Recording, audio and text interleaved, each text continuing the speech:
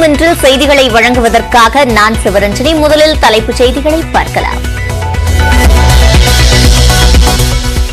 சட்ட மசோதா நிலுவையில் இருந்தால் அது நிராகரிக்கப்பட்டதாகவே பொருள்.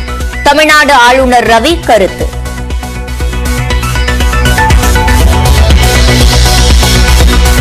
மக்களால் தேர்ந்தெடுக்கப்பட்டவர்களை முட்டாள்கள் என ஆளுநர் நினைக்கிறாரா என TKS இளங்கோவன் கேள்வி. ஆளுநரின் கருத்து ஆணவத்தின் உச்சம் என திருமாவளவன் சாடல்.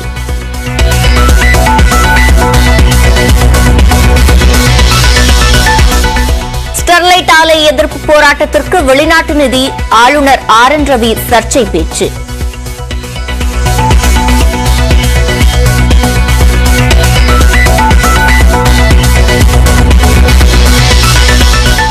ஸ்டெர்லைட் போராட்டத்தை ஆளுநர் கொச்சைப்படுத்துவதாக பல்வேறு தரப்பினரும் கண்டனம்.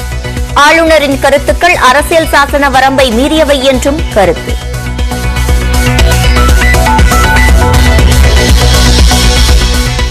பல்வேறு நிகழ்ச்சிகளில் பங்கேற்க சனிக்கிழமை சென்னை வருகிறார் பிரதமர் நரேந்திர மோடி. 22,000 பேருடன் 5 அடுக்கு பாதுகாப்பு போடப்பட்டுள்ளதாக காவல்துறை அறிவிப்பு.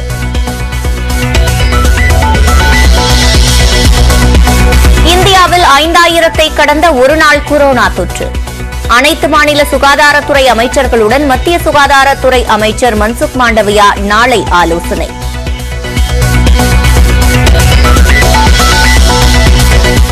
தமிழ்நாடு மற்றும் புதுச்சேரியில் 10ஆம் வகுப்பு பொதுத் தேர்வு தொடக்கம். தமிழ் பாடத் தேர்வு எளிதாக இருந்ததாக பேட்டி. ஃபர்ஸ்ட் படிச்சதுன்னு பயமாக தான் இருந்துச்சு, எந்த சாரும் பயப்படாதான்னு சொன்னாங்க. ஆனால் இங்கே வந்து பார்த்தா கொஸ்டின்லாம் ஈஸியாக இருந்துச்சு. எல்லாமே புக்கில் நோட்ஸில் இருந்து தான் கேட்டிருந்தாங்க. கீழடியில் 9ஆம் கட்ட அகழாய்வு பணிகளை தொடங்கி வைத்தார் முதலமைச்சர் மு.க. ஸ்டாலின். அருங்காட்சியக பொருட்களை பார்வையிட செல்போன் செயலியும் அறிமுகம்.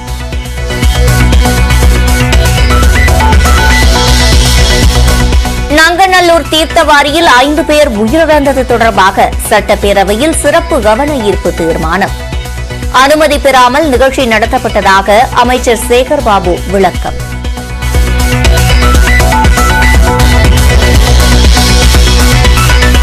ஐந்து பேர் மூழ்கி இறந்த நிலையில் சென்னை மூவரசம்பட்டு கோவில் குளத்தில் இறங்க தடை. பொதுமக்கள் செல்வதை தவிர்க்க காவல்துறை பாதுகாப்பு.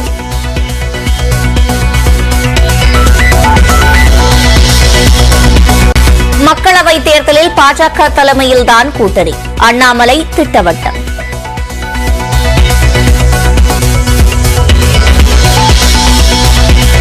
அங்கன்வாடி பணியாளர்கள் சென்னையில் ஆர்ப்பாட்டம். வருவாய் கிராம உதவியாளர்களுக்கு நிகரான ஊதியம் வழங்க கோரிக்கை.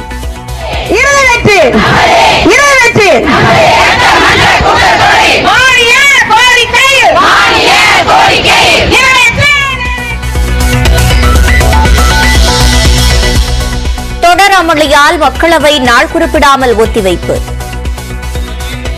जो इस चर्चा में 143 सदस्यों ने भाग लिया। चर्चा के अंत में माननीय प्रधानमंत्री जी ने वाद विवाद का उत्तर दिया। மாநிலங்களவையும் தேதி குறிப்பிடப்படாமல் ஒத்திவைப்பு.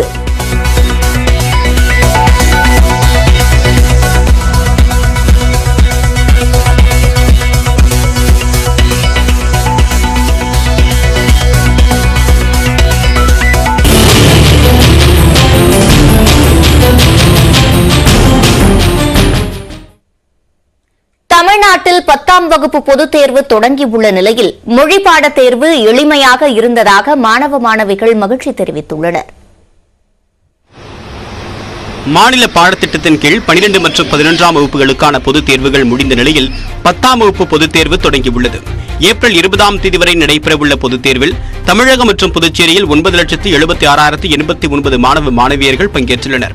இதில் 5,1028 மாணவர்கள், 4,75,056 பேர் மாணவிகள் ஆவர். 37,798 தனித் தேர்வர்கள், 13,151 மாற்றுத்திறனாளிகள், 5 மூன்றாம் பாலினத்தவர் மற்றும் 264 சிறை கைதிகளும் அடங்குவர். மொத்தம் 4,207 தேர்வு மையங்கள் அமைக்கப்பட்டுள்ளன.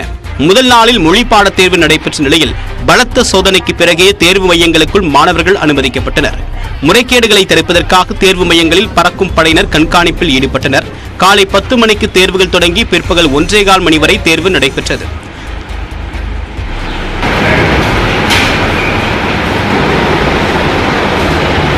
தேர்வு முடிந்து வெளியே வந்த மாணவர்கள் வினாத்தாள் மிகவும் எளிமையாக இருந்ததாக மகிழ்ச்சியுடன் தெரிவித்தனர். கொஸ்டின்லாம் ஈஸியாக இருந்துச்சு.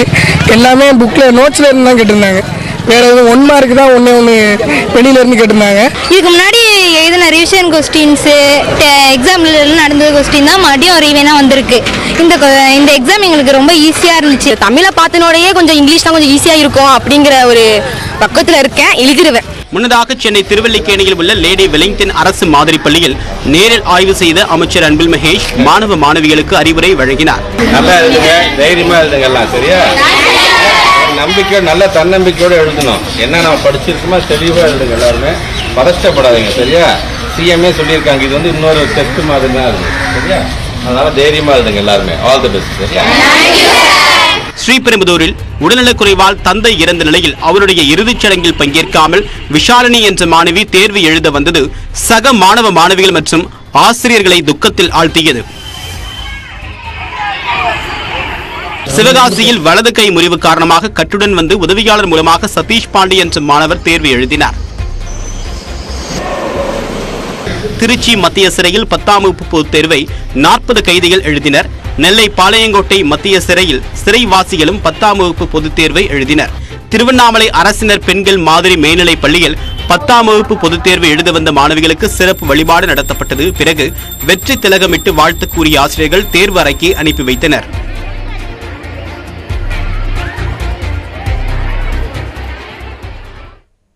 ஆளுநர் ஒரு தீர்மானத்திற்கு ஒப்புதல் அளிக்காமல் நிலுவையில் வைத்திருந்தால் அதை நிராகரிப்பதாகவே பொருள் என ஆர்.என். ரவி கூறியுள்ளார். ஸ்டெர்லைட் போராட்டங்கள் வெளிநாட்டு நிதிகள் மூலம் தூண்டிவிடப்பட்டதாகவும் ஆளுநர் தெரிவித்துள்ளார். சென்னை கிண்டியில் உள்ள ஆளுநர் மாளிகையில் சிவில் சர்வீஸ் தேர்வுகளுக்கு தயாராகும் இளைஞர்களுடன் ஆளுநர் ஆர்.என். ரவி கலந்துரையாடினார். எண்ணித் துணிக என்ற இந்த நிகழ்ச்சியில் 300க்கும் மேற்பட்ட மாணவர்கள் கலந்து கொண்டனர். அப்போது அவர்கள் மத்தியில் பேசிய ஆளுநர் ஆர்.என். ரவி சட்டசபையில் நிறைவேற்றப்பட்டு ஆளுநரின் ஒப்புதலுக்காக அனுப்பப்படும் மசோதாவை ஆளுநர் நிலுவையில் வைத்திருந்தால் அந்த மசோதாவின் ஆயுட்காலம் முடிந்துவிட்டதாகவே அர்த்தம் என கூறினார். மாநில அரசின் தகுதியை மீறி மசோதா நிறைவேற்றப்படுமானால் அதனை தடுத்து அரசியலமைப்பை பாதுகாப்பது ஆளுநரின் கடமை என்றும் அவர் கூறினார். A bill passed by the assembly is given forwarded to the governor for assent. Governor has 3 options. 1, assent, give assent, problem is known, there is no problem. Second, withhold the assent. And you know what is withholding means? Withholding doesn't mean that I am just holding it. Withholding has been defined by the Supreme Court, by the Constitution bench. Withholding means the bill falls through, the bill is dead. Sterlite ஆலை நாட்டின் 40% copper தேவையை பூர்த்தி செய்து வந்ததாகவும் அதனை வெளிநாட்டு நிதிகள் மூலம் மக்களை தூண்டிவிட்டு மூடிவிட்டதாகவும் ஆளுநர் தெரிவித்தார். In Thoothukudi, it was a purely foreign funded entire activities which led to the protest, unfortunate police firing, and that cost innocent lives. That is a very sad part of it. But they wanted this Sterlite to be closed because that Sterlite produced 40% of our copper need. சட்டமன்ற மசோதாக்கள் குறித்து ஆளுநரின் கருத்துக்கு திமுக செய்தி தொடர்பாளர் TKS. Elangovan கடும் கண்டனம் தெரிவித்துள்ளார். ஒரு காவல்துறை அதிகாரியா இருந்தவரா? உண்மையிலே ஒரு காவல்துறை அதிகாரி பொறுப்பை சரியாக செய்தாரா? காவல்துறையிலே ஒரு புகார் கொடுத்தால் அந்த புகாரை அவர்கள் அப்படியே வைத்திருந்தால் அதை நிராகரித்து விட்டதாக பொருளா? ஒரு தமிழக சட்டமன்றத்திற்கு மக்களால் தேர்ந்தெடுக்கப்பட்ட சட்டமன்ற உறுப்பினர்கள் ஒரு தீர்மானத்தை நிறைவேற்றி அனுப்புகிறார்கள் என்றால் அவர்களை தேர்ந்தெடுத்த மக்களை முட்டாள்கள் என்கிறாரா, பைத்தியக்காரர்கள் என்கிறார்கள்? எங்கேயாவது எந்த இடத்திலாவது ஒரு தீர்மானம் நிறைவேற்றப்பட்டு அனுப்பப்பட்டு வரும் பொழுது அதை அப்படியே வைத்திருந்தால் நிராகரிக்கப்பட்டதாக பொருள் என்று எந்த டிக்ஷனரியிலேயாவது சொல்லப்பட்டிருக்கிறதா? when the file is kept pending it means rejection என்று எந்த டிக்ஷனரியிலேயாவது, ஆக்ஸ்போர்ட் டிக்ஷனரியில் சொல்லப்பட்டிருக்கிறதா? அவருக்கு தெரிந்த ஆங்கிலத்திலே அப்படி இருந்தால் அவர் எந்த ஆசிரியரிடம் படித்தார் என்பதை எனக்கு விளக்கி சொல்ல வேண்டும். ஆன்லைன் ரம்மி தடை சட்டம் இரண்டாவது முறையாக அனுப்பப்பட்டுள்ள சூழ்நிலையில் ஆளுநரின் கருத்துக்கள் சட்டமன்றத்தை அவமதிக்கும் வகையில் உள்ளதாக விசிக தலைவர் திருமாவளவன் கண்டனம் தெரிவித்துள்ளார். ஆணவத்தோடு சொல்லியிருக்கிறார், அதிகார மமதையோடு சொல்லியிருக்கிறார். நிலுவையில் இருக்கிறது என்றாலே நிராகரிக்கப்பட்டது என்றுதான் பொருள். ஆளுங்கட்சி மட்டுமின்றி எதிர்க்கட்சிகளும் சேர்ந்து ஒரு சட்டத்தை நிறைவேற்றி அனுப்புகிறார்கள். ஆன்லைன் ரம்மி தடை சட்டம் அதிலே ஒன்று. அதை முதலிலே கிடப்பில் போட்டு நிராகரித்தவர் இப்போது இரண்டாவது முறையாக சட்டமன்றத்திலே நிறைவேற்றப்பட்டு அனுப்பி வைக்கப்பட்டிருக்கிற சூழலில் இந்த கருத்தை அவர் சொல்லியிருப்பது அந்த சபையையே, மக்கள் சபையையே அவர் அவமதித்திருக்கிறார் என்றுதான் பொருள். ஸ்டெர்லைட் போராட்டம் தொடர்பான ஆளுநர் RN ரவியின் கருத்துக்கும் திமுக, விடுதலை சிறுத்தைகள், ஸ்டெர்லைட் எதிர்ப்பு குழு உள்ளிட்டோர் கண்டனம் தெரிவித்துள்ளனர். திமுக MP கனிமொழி மக்கள் போராட்டத்தை கொச்சைப்படுத்தும் ஆளுநரை கண்டிப்பதாக தனது ட்விட்டர் பக்கத்தில் பதிவிட்டுள்ளார். சில தீய சக்திகளின் தூண்டுதலினாலேயே ஸ்டெர்லைட் எதிர்ப்பு போராட்டம் நடைபெற்றது என்ற ஆளுநரின் கருத்து முழுவதும் சரியே என்று தமிழக பாஜக துணைத் தலைவர் நாராயணன் திருப்பதி தெரிவித்துள்ளார். கூடங்குளம் மற்றும் இந்த ஸ்டெர்லைட் விவகாரங்கள்ல கண்டிப்பாக அது தூண்டிவிட்டு நடந்த போராட்டம் தான் என்பதில் யாருக்குமே மாற்று கருத்து இருக்க முடியும். ஆனால் அதிலே பலியானது அப்பாவி மக்கள். அதைத்தான் மிக தெளிவாக சொல்லியிருக்கிறார். இது திருப்பி திருப்பி நம்ம தொடர்ந்து சொல்லிக் கொண்டிருக்கிறது தானே. அது ஒரு சில தீய சக்திகளோடு இணைந்து கொண்டு ஒரு சில அரசியல் கட்சிகள் தூண்டிவிட்டு வேடிக்கை பார்த்தது வருத்தத்திற்குரியது. தூத்துக்குடி ஸ்டெர்லைட் ஆலை தொடர்பாக ஆளுநர் கூறிய கருத்து குறித்து தூத்துக்குடி மாவட்ட மக்கள் தெரிவித்த கருத்துக்களை பார்க்கலாம்.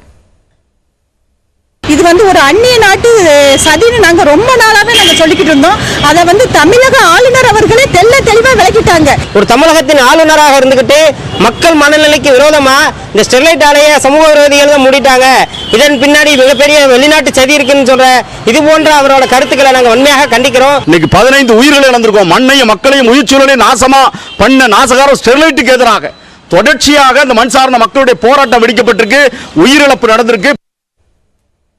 சென்னை நங்கநல்லூர் தீர்த்தவாரியில் 5 பேர் உயிரிழந்தது தொடர்பாக சட்டப்பேரவையில் எடப்பாடி பழனிசாமி சிறப்பு கவன ஈர்ப்பு தீர்மானம் கொண்டு வந்த நிலையில் அனுமதி பெறாமல் நிகழ்ச்சி நடத்தப்பட்டதாக அமைச்சர் சேகர்பாபு விளக்கமளித்துள்ளார். சென்னை நங்கநல்லூரில் உள்ள தர்மலிங்கேஸ்வரர் கோவில் குளத்தில் பங்குனி உத்திர தீர்த்தவாரி நிகழ்ச்சியில் அர்ச்சகர்கள் 5 பேர் நீரில் மூழ்கி உயிரிழந்தனர். இது தொடர்பாக சட்டப்பேரவையில் இரங்கல் தீர்மானம் வாசிக்கப்பட்டு 2 நிமிடம் மௌன அஞ்சலி செலுத்தப்பட்டது. மாண்புமிகு உறுப்பினர்கள் அனைவரும் எழுந்து நின்று 2 மணித்துளிகள் அமைதி காக்குமாறு கேட்டுக்கொள்கிறேன்.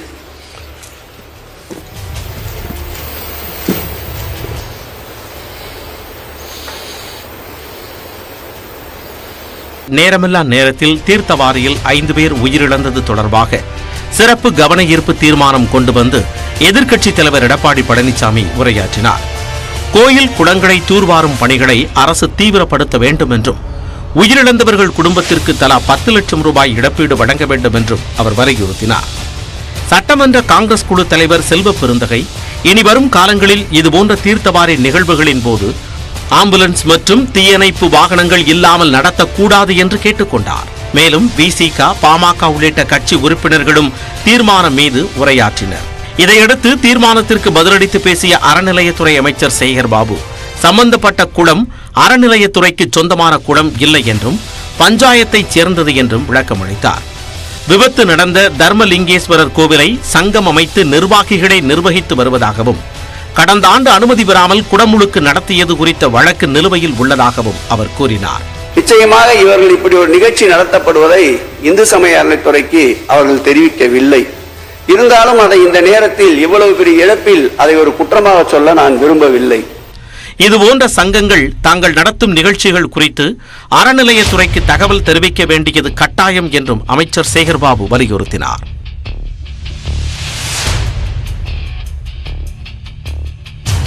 இதனிடையே நங்கநல்லூர் தெப்பக்குளத்தில் யாரும் இறங்கக்கூடாது என அறிவிப்பு பதாகை வைக்கப்பட்டுள்ளது. குளத்திற்கு செல்லும் வழியில் தடுப்புகளும் அமைக்கப்பட்டுள்ளன. குளத்தின் அருகே பொதுமக்கள் செல்வதை தடுக்கும் வகையில் காவல்துறையினரும் பாதுகாப்பு பணியில் ஈடுபட்டுள்ளனர். சென்னை நங்கநல்லூர் தர்மலிங்கேஸ்வரர் கோவில் தீர்த்தவாரி நிகழ்வில் 5 இளைஞர்கள் நீரில் மூழ்கி உயிரிழந்த விவகாரத்தில் அந்த கோவில் மற்றும் குளம் தொடர்பான பல்வேறு அதிர்ச்சி தகவல்களை வழங்குகிறார் சிறப்பு செய்தியாளர் பாலவேல் சக்கரவர்த்தி. 5 பேரை பலி கொண்ட குளம் தொடர்பான பல்வேறு அதிர்ச்சி தகவல்களை தற்போது நாம் பார்க்க இருக்கிறோம். பங்குனி உத்தர திருவிழாவினுடைய தீர்த்தவாரி நிகழ்ச்சிக்காக குளத்தில் இறங்கிய 20க்கும் மேற்பட்டோர்ல 5 இளைஞர்கள் நீரில் மூழ்கி பலியாகி இருக்கிறார்கள். ஒருவர் நீரில் மூழ்கின நிலையில அவரை காப்பாற்றுவதற்காக அடுத்தடுத்து சென்ற 4 இளைஞர்கள் உட்பட 5 பேரும் நீரில் மூழ்கி உயிரிழந்திருக்கிறார்கள். இந்த கோயில் எங்க இருக்கு அப்படின்னு பார்த்தோம் அப்படின்னா, இந்த தர்மலிங்கேஸ்வரர் கோவில் சென்னை நங்கநல்லூரினுடைய மார்க்கெட் பகுதியிலிருந்து 2 கிலோமீட்டர் தொலைவில் இருக்கக்கூடிய ஈஸ்வரன் காலனி அப்படிங்கிற ஒரு பகுதியில் இருக்கக்கூடிய பழமையான கோயில் இந்த தர்மலிங்கேஸ்வரர் கோயில். சரி, இந்த கோயிலுக்கும் குளத்திற்குமான தூரம் எவ்வளவு அப்படின்னு பார்த்தோம்னா, இந்த தெப்பக்குளம் என்பது கோயிலுக்கு சொந்தமான குளம் இல்ல. இந்த குளம் இருக்கக்கூடிய இடம் என்பது மூவரசம்பட்டு, அதாவது நங்கநல்லூர்ல கோயில் இருக்கு, அதற்கு அடுத்த பகுதியான மூவரசம்பட்டுல ஒரு 300 மீட்டர் தொலைவில் இந்த குளமானது அமைந்திருக்கிறது. அடுத்ததான் நாம பார்க்க வேண்டிய முக்கியமான விஷயம், இந்த குளம் என்பது கோயிலுக்கு சொந்தமான குளமே கிடையாது. இது அறநிலையத்துறைக்கும் சொந்தமான குளம் கிடையாது. இது ஊரினுடைய ஒரு பொது குளம். கடந்த காலங்களில் பல்வேறு சடங்குகள் செய்வதற்காக இருந்த ஒரு குளமாக இருக்கிறது. இந்த குளம் ரொம்ப ஆழமான குளம் அப்படிங்கிறது மூவரசம்பட்டு பகுதியைச் சேர்ந்த மக்களுக்கு நல்லாவே தெரியும். அதே நேரத்தில் சமீபத்தில் தான் அந்த குளத்தினுடைய கரை பகுதிகள் மட்டுமே சீரமைக்கப்பட்டு அது நடைபயிற்சிக்காக அனுமதி வழங்கப்பட்டது. ஆனா அந்த குளம் தூர்வாரப்படாமல் இருந்தது. அந்த குளம் ரொம்ப ஆழமானது அப்படிங்கிறது மிக முக்கியமான ஒரு தகவலாக இருக்கிறது. அதே நேரத்தில் நம்ம பார்க்க வேண்டிய இன்னொரு முக்கியமான விஷயம் என்ன அப்படின்னா, இந்த தர்மலிங்கேஸ்வரர் கோவில் என்பது இந்து சமய அறநிலையத்துறையினுடைய கட்டுப்பாட்டின் கீழ் வராத தனியாரால் நிர்வகிக்கப்படுகிற ஒரு கோயிலாக இருக்கிறது. இது யார் நிர்வகிக்கிறாங்க அப்படின்னு பார்த்தோம்னா, நங்கநல்லூரிலேயே இருக்கக்கூடிய சர்வமங்கலாம்பிகை சேவா சமாஜம் அப்படின்னு சொல்லக்கூடிய ட்ரஸ்ட் உள்ளிட்ட கிட்டத்தட்ட 8 ட்ரஸ்டுகள் எல்லாம் சேர்ந்து ஒரு கமிட்டி அமைச்சிருக்காங்க. அந்த கமிட்டியில் 5 பேரை நிர்வாகிகளாக கொண்டு இந்த தர்மலிங்கேஸ்வரர் கோயிலை நிர்வகித்து வருகிறார்கள் அப்படிங்கிறதா இதுல நம்ம முக்கியமா பார்க்க வேண்டிய விஷயம். இந்த கோயில்ல கிட்டத்தட்ட 6 மாதங்களுக்கு முன்பாக கும்பாபிஷேகம் நடைபெற்றிருக்கிறது. இந்த குடமுழுக்கு விழாவை அரசனுடைய பல்வேறு துறைகள்ல அனுமதி வாங்கித்தான் நடத்தணும். ஆனா அப்படி அனுமதி வாங்காமலேயே இந்த குடமுழுக்கு விழா நடத்தப்பட்டிருக்குன்னு நீதிமன்றத்தில் வழக்கு தொடரப்பட்டு அந்த வழக்கு இன்னும் நிலுவையில் இருக்கிறது. இப்படி பல்வேறு சர்ச்சைகளையும் பல்வேறு சந்தேகங்களையும் கொண்டிருக்கக்கூடிய இந்த 5 பலி கொண்ட குளம் தொடர்பாக நாம பார்த்திருக்கக்கூடிய தகவல்கள் என்பது நமக்கு அதிர்ச்சி ஊட்டக்கூடிய வகையில் இருக்கு. இனிவரும் காலங்களில் இந்த மாதிரியான சம்பவங்கள் நிகழாமல் தடுப்பதற்கான விழிப்புணர்வையும் முன்னெச்சரிக்கை நடவடிக்கையையும் நாம் மேற்கொள்ள வேண்டும். நாட்டில் கொரோனா பரவல் கிடுகிடுவென உயர்ந்து வரும் நிலையில் 195 நாட்களுக்கு பின் தினசரி பாதிப்பு எண்ணிக்கை 5000-ஐ தாண்டியுள்ளது. உலகம் முழுவதும் கடந்த சில ஆண்டுகளாக கொத்து கொத்தாக உயிர்களை பறித்து வந்த கொரோனா வைரஸ் அடுத்தடுத்து உருமாற்றம் அடைந்து வெவ்வேறு பெயர்களில் தாக்கத்தை ஏற்படுத்தி வருகிறது. ஏப்ரல், மே, ஜூன் மாதங்களில் இவற்றின் வீரியம் அதிகமாக உள்ள நிலையில் நாட்டில் கொரோனா தொற்றால் பாதிக்கப்பட்டோர் எண்ணிக்கை மீண்டும் உயர்ந்து வருகிறது. அந்த வகையில் 24 மணி நேரத்தில் 5335 பேருக்கு கொரோனா தொற்று உறுதி செய்யப்பட்டுள்ளது. சிகிச்சை பெறுவோர் எண்ணிக்கை 25587 உள்ளது. அதிகபட்சமாக உத்தரப்பிரதேசத்தில் 700க்கு மேற்பட்டோருக்கும், மகாராஷ்டிராவில் 569 பேருக்கும் கொரோனா தொற்று உறுதி செய்யப்பட்டுள்ளது. கர்நாடகா, மகாராஷ்டிராவில் தலா 2 பேர், கேரளா, பஞ்சாப் மாநிலங்களில் தலா 1 பேர் உயிரிழந்துள்ளனர். முந்தைய 7 மரணங்களையும் தற்போது கொரோனா பட்டியலில் கேரளா சேர்த்துள்ளது. தமிழ்நாட்டை பொறுத்தவரை ஒரே நாளில் வெளிநாட்டில் இருந்து வந்தவர்கள் உட்பட 242 பேருக்கு கொரோனா தொற்று உறுதியாகியுள்ளது. சிகிச்சை பெறுவோர் எண்ணிக்கை 1216 உயர்ந்துள்ள நிலையில் உள்நோயாளிகளாக உள்ளோர் எண்ணிக்கையும் 69 அதிகரித்துள்ளது. மார்ச் 1ஆம் தேதி இந்த எண்ணிக்கை 11 இருந்தது. 69 பேரில் 19 பேர் ஆக்சிஜன் படுக்கைகளிலும் 3 பேர் ICU படுக்கைகளிலும் சிகிச்சை பெற்று வருகின்றனர். மேலும் 47 பேர் ஆக்சிஜன் இல்லா படுக்கைகளில் சிகிச்சை பெறுகின்றனர். மேலும் கொரோனா தொற்று உறுதியாகும் விகிதம் தமிழ்நாட்டில் அதிகரித்துள்ளதாக மருத்துவர்கள் எச்சரித்துள்ளனர். சமூகத்தில் தொற்று பரவல் எந்த நிலையில் உள்ளது என்பதை சுட்டிக்காட்டும் முக்கிய தரவாக இந்த விகிதம் பார்க்கப்படுகிறது. தொற்று உறுதியாகும் விகிதம் 5% மேல் இருந்தால் பரவல் அதிகமாவது குறித்த முக்கிய அறிகுறியாகும். 100 பேரில் எத்தனை பேருக்கு கொரோனா என்ற சதவிகிதம் தமிழ்நாட்டில் 5.5 உள்ளது. அதிகபட்சமாக சென்னை மற்றும் செங்கல்பட்டு மாவட்டங்களில் 7.9% உள்ளது. ஒரு மாதத்திற்கு முன்பு தமிழ்நாட்டில் இந்த விகிதம் 1க்கும் கீழாக இருந்தது. இந்நிலையில் தமிழ்நாட்டில் கொரோனா பரிசோதனைகள் அதிகரிக்க சுகாதாரத்துறை திட்டமிட்டுள்ளது. 10 லட்சம் பேரில் ஒரு நாளைக்கு 140 பேருக்கு பரிசோதனை செய்ய வேண்டும் என உலக சுகாதார நிறுவனம் அறிவுறுத்தியுள்ளது. அதன்படி தமிழ்நாட்டின் 7.69 கோடி மக்கள் தொகைக்கு 11,000 பரிசோதனைகள் வரை செய்ய மாவட்ட நிர்வாகங்களுக்கு சுகாதாரத்துறை அறிவுறுத்தியுள்ளது. நாடு முழுவதும் கொரோனா பரவல் அதிகரிக்க தொடங்கியுள்ள நிலையில் அனைத்து மாநில சுகாதாரத்துறை அமைச்சர்களுடன் மத்திய அமைச்சர் வெள்ளிக்கிழமை ஆலோசனை நடத்துகிறார். காணொலி வாயிலாக நடைபெறும் இந்த கூட்டத்தில் தொற்று பரவல் தடுப்பு நடவடிக்கைகள் தொடர்பாக அறிவுறுத்தல்களை மத்திய அமைச்சர் மன்சுக் மாண்டவியா வழங்குகிறார் என தெரிகிறது. கொரோனா பரிசோதனைகளை அதிகரிப்பது, மருத்துவமனைகளில் சிகிச்சை வசதிகளை தயார் நிலையில் வைத்திருப்பது உள்ளிட்டவைகள் குறித்து ஆலோசிக்கப்பட வாய்ப்புள்ளது.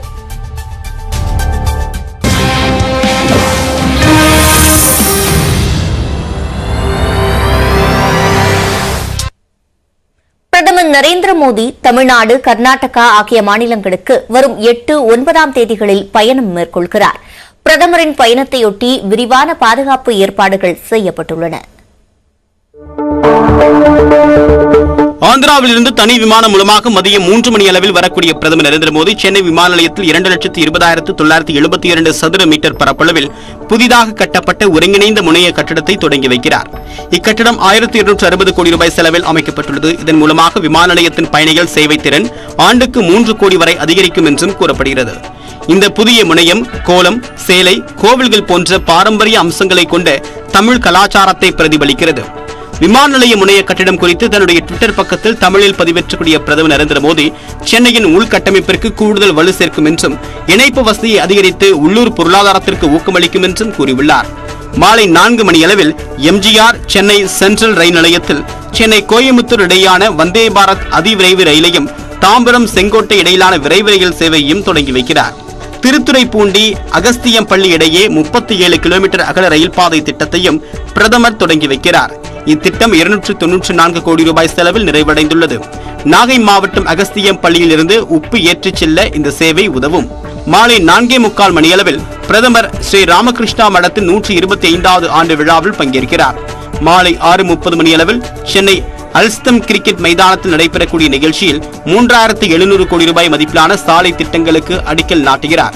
மதுரையின் 7.3 கிலோமீட்டர் நீளமுள்ள மேல்மட்ட சாலை மற்றும் தேசிய நெடுஞ்சாலை 785 24.4 கிலோமீட்டர் நீளமுள்ள 4 வழிச்சாலையும் அடங்கும். இது மட்டுமில்லாமல் தேசிய நெடுஞ்சாலை 747 சாலை திட்டங்களும் பிரதமர் நரேந்திர மோடி அடிக்கல் நாட்டுகிறார். பிறகு மீண்டும் சென்னை விமான நிலையம் வரக்கூடிய பிரதமர் அங்கிருந்து புறப்பட்டு மைசூர் செல்கிறார். 9ஆம் தேதி காலை 7:15 மணிக்கு பந்திப்பூர் புலிகள் சரணாலயத்தை பார்வையிடுகிறார். பிறகு ஹெலிகாப்டர் மூலமாக மசினக்குடி வரக்கூடிய மோடி சாலை மார்க்கமாக தெப்பக்காடு யானைகள் முகாமிற்கு செல்கிறார். அங்கு யானைகள் வளர்ப்பு தொடர்பாக 3 யானை பாகன்களுடன் கலந்துரையாடுகிறார். பிறகு ஆஸ்கர் விருது பெற்று தி எலிபென்ட் விஸ்பரர்ஸ் ஆவணப்படத்தில் நடித்த பொம்மன் பெல்லி தம்பதியை சந்திக்கிறார். பிரதமரின் பயண திட்டத்தை முன்னிட்டு விரிவான பாதுகாப்பு ஏற்பாடுகள் செய்யப்பட்டுள்ளன.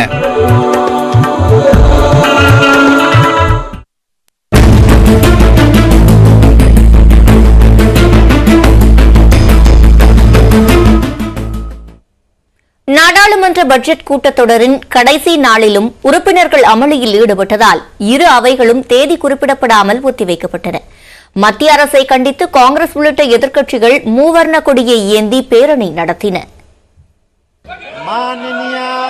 பட்ஜெட் கூட்டத்தொடரின் கடைசி நாளான வியாழக்கிழமை மக்களவை காலை 11 மணிக்கு தொடங்கியதும் அவைக்குள் வந்த சபாநாயகர் ஓம் பிர்லாவை சூழ்ந்து கொண்ட எதிர்க்கட்சி உறுப்பினர்கள் அதானி விவகாரத்தை கையில் எடுத்து முழக்கம் எழுப்பினர்.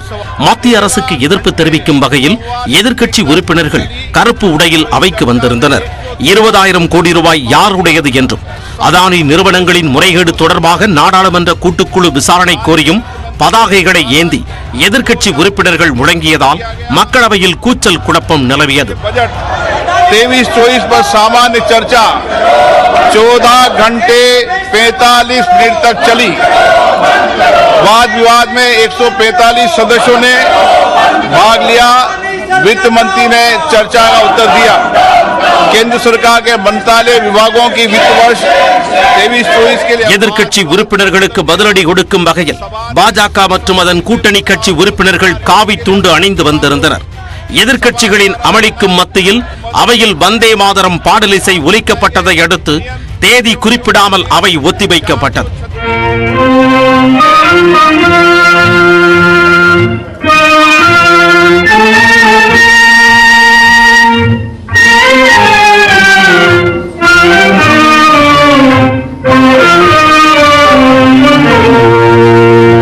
இதேபோன்று தொடர் அமளியால் மாநிலங்களவையும் முடங்கியது. முதலில் பகல் 2 மணி வரை அவை ஒத்திவைக்கப்பட்டது. பிற்பகலில் அமளி தொடர்ந்ததால் தேதி குறிப்பிடப்படாமல் அவை ஒத்திவைக்கப்படுவதாக மாநிலங்களவை தலைவர் ஜெகதீப் தன்கர் அறிவித்தார். Against the mindset of these people, sir, you have been singled out. Sir, you have been singled out. White everywhere.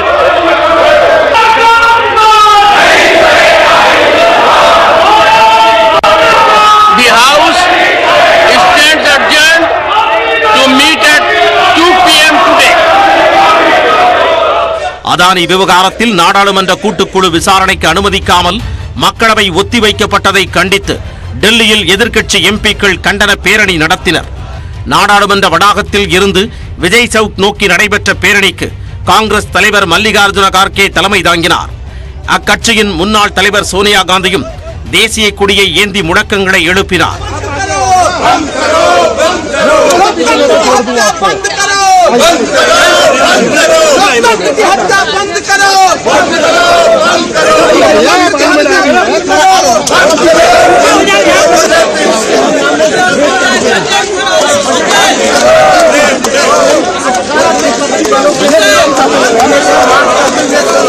இந்த பேரணியில் திமுக, சமாஜ்வாதி கட்சி, ராஷ்டிரிய ஜனதா தளம் உள்ளிட்ட கட்சி பிரதிநிதிகள் பங்கேற்றனர்.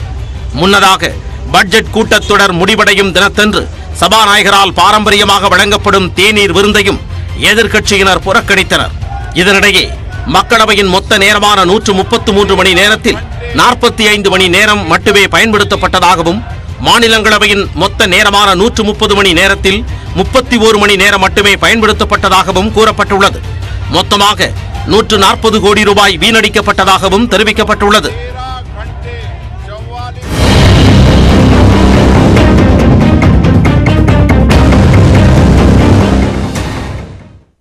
நெய்வேலி அருகே நீட் தேர்வுக்கு தயாராகி வந்த மாணவி தற்கொலை செய்து கொண்ட விவகாரத்தில் தனியார் பயிற்சி மையத்தின் மீது பெற்றோர் குற்றம் சாட்டியுள்ளனர்.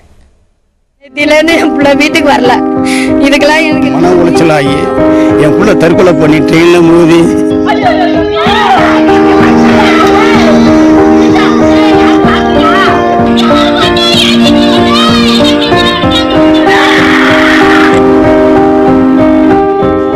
நெய்வேலி என்எல்சி ஒப்பந்த தொழிலாளியின் மகளான நிஷா மருத்துவ படிப்பில் சேருவதற்கான நீட் நுழைவுத் தேர்வுக்கு தயாராகி வந்தார். கடந்த ஆண்டு நீட் தேர்வில் தோல்வியடைந்ததால் இந்த ஆண்டு தேர்வு எழுதுவதற்காக தனியார் பயிற்சி மையத்தில் சேர்ந்து படித்தார். இந்நிலையில் நேற்று மாலை சந்தேகம் கேட்பதற்காக பயிற்சி மையத்திற்கு சென்ற மாணவி நிஷா வடலூர் ரயில் நிலையம் அருகே ரயிலில் பாய்ந்து தற்கொலை செய்து கொண்டதாக கூறப்படுகிறது. இது தொடர்பாக ரயில்வே போலீசார் வழக்கு பதிவு செய்து விசாரணை மேற்கொண்டு வருகின்றனர். நீட் பயிற்சி மையத்தில் நடத்தப்பட்ட மாதிரி தேர்வில் மாணவி நிஷா 399 மதிப்பெண்ணை பெற்றதாகவும் சிறப்பு பயிற்சிக்கு 400 மதிப்பெண்ணுக்கு மேல் பெற்ற மாணவ மாணவியரை மட்டுமே தேர்வு செய்ததால் மாணவி நிஷா மன உளைச்சலில் இருந்ததாகவும் கூறப்படுகிறது. பயிற்சி மையம் பாகுபாடு காட்டியதால் தான் தனது மகள் தற்கொலை செய்து கொண்டதாக நிஷாவின் தந்தை குற்றம் சாட்டியுள்ளார். 1 இயர் கோர்ஸில் இப்போ சமீபத்தில் எல்லா டெஸ்ட்டும் பண்ணிட்டு 500க்கு மேலே 500க்கு மேலே எல்லாத்துலையும் எடுத்துகிட்டு இருந்தாங்க. இப்போ இடையில ஒரு டெஸ்ட்டில் 399 மார்க்கு, 1 மார்க்கு கம்மின்றதுனால உனக்கு அந்த 40 பேர் தனியாக செலக்ட் பண்ணி தனியாக கோச்சிங் கேட்க ஏற்பாடு பண்ணியிருக்காங்க. அதில் என் பொண்ணு பேர் நீக்கம் செய்யப்பட்டுள்ளது. உன் பேர் கிடையாதுன்னு சொன்ன உடனே மன உளைச்சலாகி என் புள்ள தற்கொலை பண்ணி ட்ரெயினில் மோதி தவறி போச்சு. நீட் தேர்வு பயிற்சி மையத்தில் மாணவ மாணவியரை தரம் பிரித்ததுதான் தனது மகள் உயிரிழக்க ஒரே காரணம் என கூறியுள்ள நிஷாவின் தாய், சிறப்பு பயிற்சி மறுக்கப்பட்ட மற்ற மாணவர்களுக்கும் இதே மன உளைச்சல் இருக்கும் என்பதால் தரம் பிரிக்க கூடாது என வலியுறுத்தியுள்ளார். வீட்லயோ எங்களாலேயோ எந்த பிரச்சனையும் கிடையாது. என் பிள்ளைங்களுக்கு தங்கமா தாங்கிட்டு இருந்தோம். என் பொண்ணு எந்த பலனும் இல்லாத அனாதையா விட்டுட்டு எங்களை போயிட்டா. நேத்திலேருந்து என் பிள்ளை வீட்டுக்கு வரல. இதுக்கெல்லாம் எனக்கு நல்ல நீதி கிடைக்கணும். இவங்க ஏன் அந்த மாதிரி பிரிக்கிறாங்க? மற்ற பிள்ளைங்களுக்கு அந்த மாதிரி உளைச்சல் இருக்கும் இல்லையா? அது மாதிரி பண்ணக்கூடாது. இனிமேல் எந்த பிள்ளைக்கு இந்த மாதிரி ஒரு பிரச்சனை வரக்கூடாது. அதுக்கு பதில் சொல்லணும் எங்களுக்கு. இதுதான் என்னோட கோரிக்கை, வேற எதுவும் இல்லை. இதுதான் என் பிள்ளைய விட்டுட்டா எனக்கு எது வந்து என்ன பண்றது? நான் அனைவருக்கும் ஒரே மாதிரியான கட்டணம் வசூலிக்கும் தனியார் பயிற்சி மையத்தினர் ஏன் தரம் பிரிக்கின்றனர் என்பதே உயிரிழந்த மாணவி நிஷாவின் பெற்றோர் வைக்கும் கேள்வியாக உள்ளது. நீட் தேர்வால் கடந்த 10 நாட்களுக்குள் 2 பேர் தற்கொலை செய்து கொண்டிருப்பது வருத்தமளிப்பதாக பாமக தலைவர் அன்புமணி ராமதாஸ் தெரிவித்துள்ளார். நெய்வேலி மாணவி நிஷா, சேலம் சந்துரு ஆகியோரின் மரணத்தை சுட்டிக்காட்டியுள்ள அவர், தமிழ்நாடு சட்டப்பேரவையில் நீட் விலக்கு சட்டம் இயற்றி 14 மாதங்கள் கடந்த பின்னரும் குடியரசுத் தலைவரின் ஒப்புதல் கிடைக்காதது சமூக அநீதி என விமர்சித்துள்ளார். நீட் விலக்கு சட்டம் முதலில் நிறைவேற்றப்பட்டு 571 நாட்களும், இரண்டாவதாக நிறைவேற்றப்பட்டு 423 நாட்களும் நிறைவடைந்துவிட்ட நிலையில் அதற்கு மத்திய அரசு இன்னும் ஒப்புதல் அளிக்காதது அரசியல் அமைப்பை மதிக்காத செயல் என சாடியுள்ள அன்புமணி ராமதாஸ், நீட் விலக்கு சட்டத்திற்கு ஒப்புதல் பெற மத்திய அரசிற்கு தமிழ்நாடு அரசு எந்த வகையிலும் அழுத்தம் தரவில்லை என குறிப்பிட்டுள்ளார். தங்கத்தின் விலை கடுமையான மாற்றங்களை கண்டு வரும் நிலையில் எதிர்காலத்தில் அதன் விலை என்னவாக இருக்கும் என்ற விவரங்களை இன்றைய நாணயம் பகுதியில் பார்க்கலாம். சார், இப்ப கோல்ட் ரேட் வாங்கலாமா? இந்த விலையில வாங்கலாமா இல்ல பொறுத்திருந்து வாங்கலாமா? நீங்க இன்னைக்கு விற்க போறீங்கன்னா நாளைக்கு, இன்னைக்கு வாங்கி நாளைக்கு விற்க போறீங்கன்னா அதை பத்தி கவலைப்படணும். நீங்கள் வச்சுக்க போகிறது ஒரு 10 வருஷத்துக்கு வச்சுக்க போகிறீங்க. தங்கத்தை யாரும் விற்க மாட்டாங்க. 10 வருஷத்துக்கு வச்சுக்க போகிறீங்கன்னா இங்கேருந்து டபுள் ஈஸியாக ஆகிடும். 10 வருஷத்தில் மோர் தென் டபுள் ஆகிடும் 10 வருஷத்தில். அதனால டெஃபினட்டாக வாங்கணுங்கிறது எனக்கு கருத்து. இப்போ தங்கத்தோட விலை இனி வரக்கூடிய நாட்களில் அதிகரிக்குமா குறையுமா? நான் எப்படி குறைவான விலையில் தங்கத்தை வாங்குறது? ஏன்னா நேற்று தங்கத்தோட விலை அதிகரிச்சுது, இன்னைக்கு குறைஞ்சிருக்கு. இப்படி இருக்கிறப்ப நான் எப்படி அந்த கம்மியான விலையில் வாங்குறது? இது பாருங்கள், இது மாதிரி டெய்லி தங்கத்தை விலையை பார்த்து இது வெண்டைக்காய் கத்திரிக்காய் வியாபாரம் கிடையாது. ஒரு 6 வருஷத்துக்கு முன்னாடி 3000க்கு கம்மி. இந்த கவர்மெண்ட் ஆட்சி வரைச்ச 2600 இருந்தது தங்கம். இந்த 8 வருஷம் 9 வருஷம் முடிய போகுது. தங்கம் விலை ஆல்மோஸ்ட் 6000க்கு வந்துடுச்சு. ஸோ நீங்கள் ஒரு லாங் டேர்ம் ஆஸ்பெக்டில் தான் பார்க்கணும். இங்கேருந்து ஒரு 2 வருஷங்க வச்சு டெஃபினட்டாக 7000க்கு போகிறதுக்கு வாய்ப்பு இருக்குது. 6500 தாண்டிடும். ஸோ நீங்கள் வாங்கணுமா வேண்டாமான்னு நீங்கள் தான் முடிவெடுக்கணும். டெஃபினட்டாக 7000க்கு போகும்.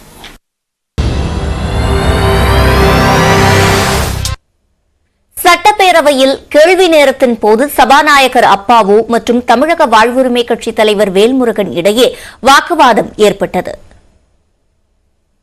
மாண்புமிகு உறுப்பினர் வேல்முருகன் கடந்த 24ஆம் தேதி, 28ஆம் தேதி, 30ஆம் தேதி, 31ஆம் தேதி 4 துணை கேள்வி மட்டும் 4 முறை தந்திருக்கேன். இது போக முன்வரிசையில் வரக்கூடிய பல அவசிய பொது முக்கியத்துவம் வாய்ந்த விஷயங்களுக்கெல்லாம் பேச அனுமதிச்சிருக்கிறேன். தினம் எங்களுக்கு தான் கேள்வி வரணும், எங்களுக்கு தான் துணை கேள்வி கேட்கணுங்கிற மரபு கிடையாது. பல உறுப்பினர்கள் 1 முறை 2 முறை கேள்வி கூட கேட்காம நிறைய பேர் இருக்காங்க.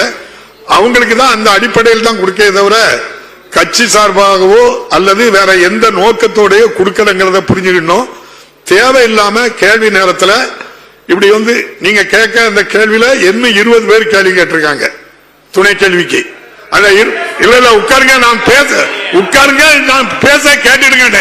20 பேர் ரூம்ல கேட்டதே 20 பேருக்கு மேல இருக்காங்க. உட்காருங்க சொல்றேன். இல்ல உட்காருங்க, நேரத்தை இல்ல டிபேட் மாதிரி பேசாங்க சொல்லிட்டேன். 4 துணை கேள்வி தந்திருக்கேன். இதுக்கு மேலும் வாய்ப்பு கேட்க கூடாது. எனக்கு தெரியும் யார் யாருக்கு எப்படி கொடுக்கன்னு. ஆகவே நீங்க அதை பாகுபாடு இல்லாம எல்லாருக்கும் கொடுத்துட்டு இருக்கோம். அதை மனதில் வச்சுக்கிட்டு பெரிய சத்தம் எல்லாம் அவையில போடக்கூடாது, பார்த்துடுங்க. நான் எப்படி அவரை போய் மிரட்ட முடியும்? ஒரு காலத்திலேயே அவர் மிரட்டுற மாதிரி எந்த நடவடிக்கையும் சபையில் நடந்து கொள்ளவே இல்லை.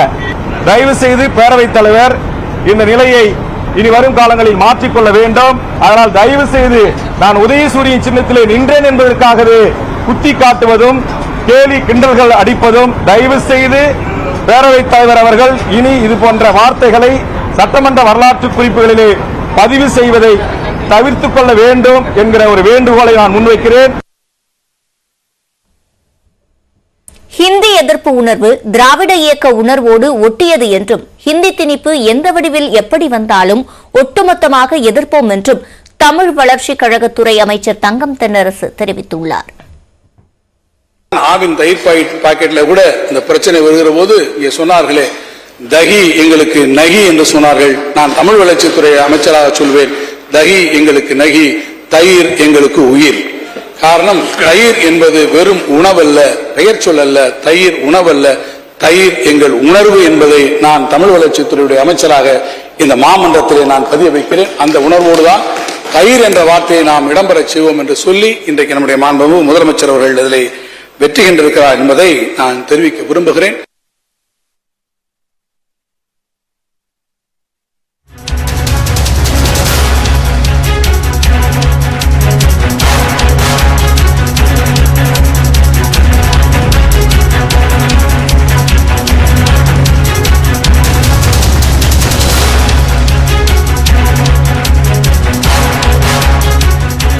அண்மை செய்தியை பார்த்து வருகிறோம்.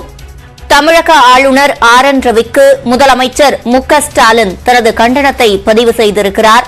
பதவி பிரமாணத்திற்கு எதிராக ஆளுநர் பேசி வருவதாக தன்னுடைய கண்டனத்தை முதலமைச்சர் மு.க. ஸ்டாலின் பதிவு செய்திருக்கிறார். இது தொடர்பான கூடுதல் விவரங்களை செய்தியாளர் பாண்டியராஜிடம் கேட்கலாம்.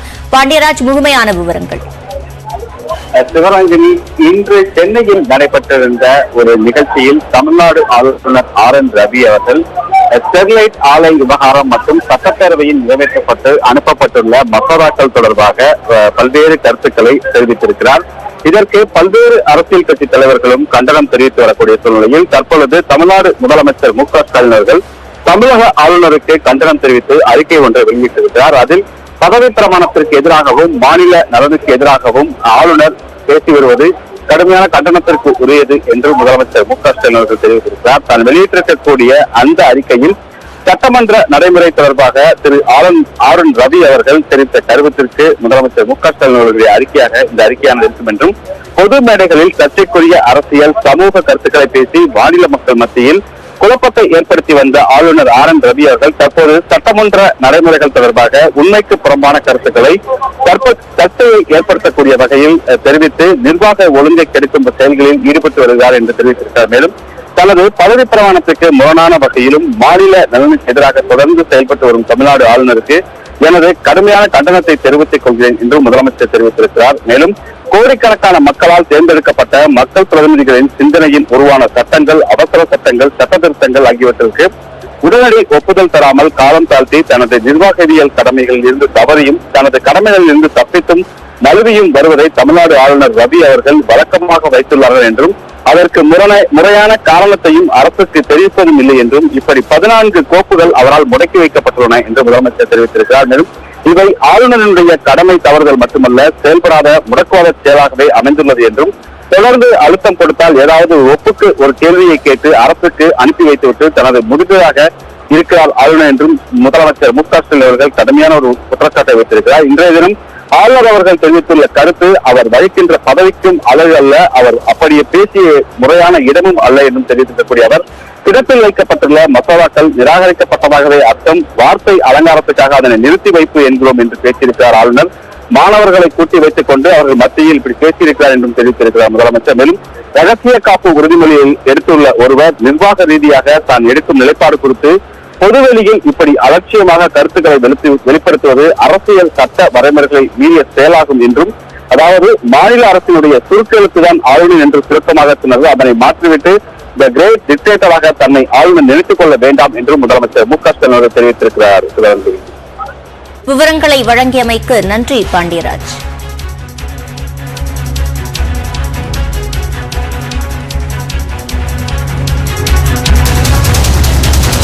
தமிழக ஆளுநர் ஆர்.என். ரவிக்கு முதலமைச்சர் மு.க. ஸ்டாலின் தன்னுடைய கண்டனத்தை பதிவு செய்திருக்கிறார். ஆளுநர் தான் கூறிய கருத்துக்களை திரும்ப பெற வேண்டும் என்று அவர் சொல்லியிருக்கிறார். தான் சொன்ன கருத்தை திரும்ப பெறுவதே அவரது பதவி பிரமாணத்திற்கு உண்மையாக நடப்பதாகும் என்றும் முதலமைச்சர் கூறியிருக்கிறார். இன்றைய தினம் ஒரு நிகழ்வில் ஆளுநர் ஸ்டெர்லைட் விவகாரம் தொடர்பாகவும் அதே சமயம் ஆன்லைன் சட்ட மசோதா குறித்தும் பேசிய கருத்துக்களுக்கு தற்போது முதலமைச்சர் மு க ஸ்டாலின் தனது கண்டனத்தை அறிக்கை வாயிலாக தெரிவித்திருக்கிறார். ஆளுநர் கூறிய கருத்துக்களை அவர் திரும்பப் பெற வேண்டும் என்றும் முதலமைச்சர் மு க ஸ்டாலின் தன்னுடைய அறிக்கையில் தெரிவித்திருக்கிறார். தான் சொன்ன கருத்தை திரும்பப் பெறுவதே அவரது பதவி பிரமாணத்திற்கு உண்மையாக நடப்பதாகும் என்றும் முதலமைச்சர் கூறியிருக்கிறார். பதவி பிரமாணத்திற்கு எதிராக அவர் செயல்படுகிறார் என்றும் சட்ட மசோதா நிலுவையில் இருந்தால் அது நிராகரிக்கப்பட்டதாக பொருள் என ஆளுநர் கூறிய கருத்திற்கு தன்னுடைய கண்டனத்தை இதன் வாயிலாக தான் தெரிவிப்பதாகவும் கூறியிருக்கிறார். சட்டமன்ற நடைமுறை மாநில நலனுக்கு எதிராக தமிழக ஆளுநர் ஆர் என் ரவி செயல்படுவதாக இந்த அறிக்கையில் முதலமைச்சர் மு க ஸ்டாலின் தெரிவித்திருக்கிறார்.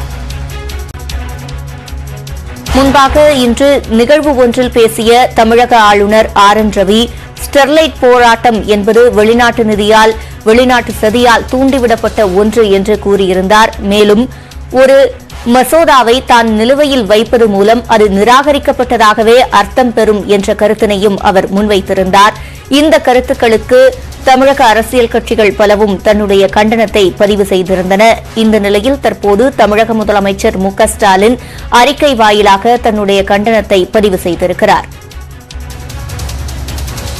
தொடர்ந்து கூடுதல் விவரங்களை மூத்த பத்திரிகையாளர் தராசுஷாமிடம் கேட்கலாம். தராசுஷாம், தற்போது முதலமைச்சர் தன்னுடைய கருத்துக்களை பதிவு செய்திருக்கிறார். உங்களுடைய முதற்கட்ட பார்வை. ஆளுநர் ரவி அவர் ஏதோ தேர்ந்தெடுக்கப்பட வேண்டிய அரசியல்வாதி மாதிரி பேசிக் கொண்டிருக்கிறார். அதாவது ஸ்டெர்லைட் போராட்டம் வெளிநாட்டு நிதி உதவியுடன் நடத்தப்படுகிறது. இது அவரது முதல் குற்றச்சாட்டு. 94-95 காலகட்டத்திலே திரு வைகோ அவர்கள் தான் ஸ்டெர்லைட் போராட்டத்தை துவக்கினார்கள். அதற்கு பிறகு ஒரு பத்திரிகையாளர் என்ற முறையில் நானும் அதில் கலந்து கொண்டிருக்கிறேன். ஸ்டெர்லைட் மூடுதல் போராட்டம் அன்றைக்கு மாவட்ட ஆட்சித்தலைவராக இருந்தவரிடம் மனு கொடுத்திருக்கிறோம். அதற்கு பிறகு எத்தனையோ தொடர் போராட்டங்கள் 3 முறை மூடப்பட்டிருக்கிறது. ஸ்டெர்லைட் ஆலையை மகாராஷ்டிராவில் இருந்துதான் இங்கு அனுப்பிவிட்டார்கள். ஆளுநருக்கு அப்படி 40% தாவர உற்பத்தியில் அக்கறை இருந்தால் பீகார் மண்டலத்துக்கு கொண்டு வர வேண்டியதானே. ஒரிசா, மகாராஷ்டிரா எல்லாமே நிராகரித்ததுதான் ஸ்டெர்லைட். காரணம் காப்பர் ஸ்மெல்டிங், அதாவது வீணான தாமிரத்தை உருக்கி எடுக்கிற ஒரு தொழிற்சாலை. மிகப்பெரிய மாசு, ஏராளமான பேர் இறந்திருக்கிறார்கள். அதற்கு பிறகுதான் இந்த தன்னெழுச்சி போராட்டம். ஜெயலலிதா காலத்திலும் ஒரு முறை மூடப்பட்டிருக்கிறது. எடப்பாடி பழனிசாமி அவர்கள் காலத்திலே அது மூடப்பட்டு அந்த ஜிஓ என்பது அப்போதுதான் பிறப்பிக்கப்பட்டது. அப்படி என்றால் ஆளுநர் எதை குறிப்பிடுகிறார் என்றே புரியவில்லை. இதில் வெளிநாட்டு சதி எங்கிருந்து வருகிறது? எதுவாக இருந்தாலும் வெளிநாட்டு சதி என்று சொல்கிறார். அதே போல சட்ட மசோதாவை நிலுவையில் வைத்திருந்தால் அது நாகரிகமாக சொல்வது நான் நிராகரித்து விட்டேன் என்று பொருள் என்று சொல்கிறார். எத்தனையோ மத்திய அரசு தேர்வுகளுக்கு நாம் தேர்வு எழுதுகிறோம். 6 மாதம் 8 மாதம் வரைக்கும் நிலுவையில் இருக்கிறது. நிராகரித்து விட்டார்கள் என்ற பொருள். நிலுவையில் இருந்தால் கிடப்பில் இருக்கிறது என்று பொருள். மீண்டும் பரிசீலனைக்கு அது வரும் என்பது பொருள். ஆளுநர் அதை ஏன் புரிந்து கொள்ளவில்லை? திரு தராசுஷாம், நீங்க சற்று இணைப்பிலேயே காத்திருங்க. தற்போது திமுகவை சேர்ந்த TKS இளங்கோவன் நம்மிடையே இருக்கிறார். அவரிடம் பேசலாம். திரு TKS இளங்கோவன், தற்போது முதலமைச்சர் கண்டனத்தை பதிவு செய்தாகிவிட்டது. ஆளுநர் தன்னுடைய கருத்தை திரும்பப் பெற வேண்டும் என்றும் கூறியிருக்கிறார். தற்போது உங்களுடைய முதற்கட்ட பார்வையை பதிவு செய்துங்கள். ஆளுநர் என்பவர் சட்டமன்றத்திலே நிறைவேற்றப்பட்ட தீர்மானங்களை ஏற்றுக்கொண்டு அதற்கு அனுமதி பெறுவதற்கான அந்த பொறுப்பு.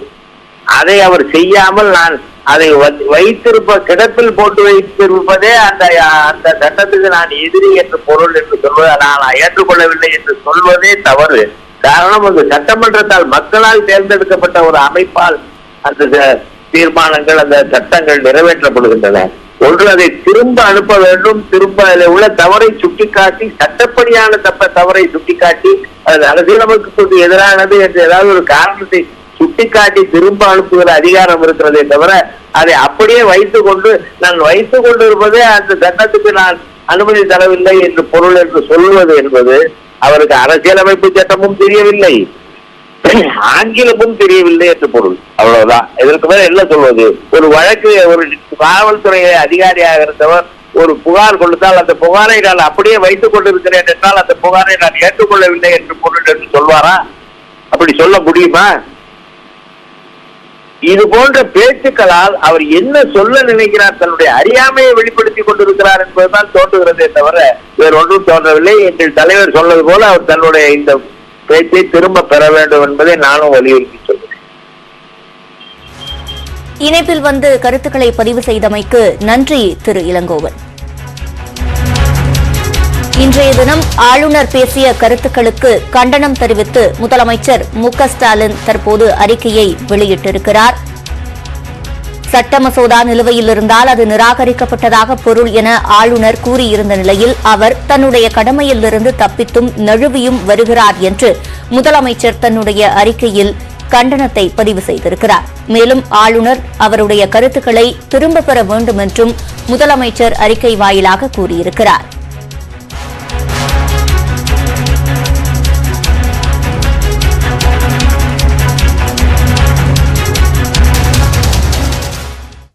அண்மை செய்திகளுக்கு தொடர்ந்து இணைந்திருங்கள். இது நியூஸ் 18 தமிழ்நாடு.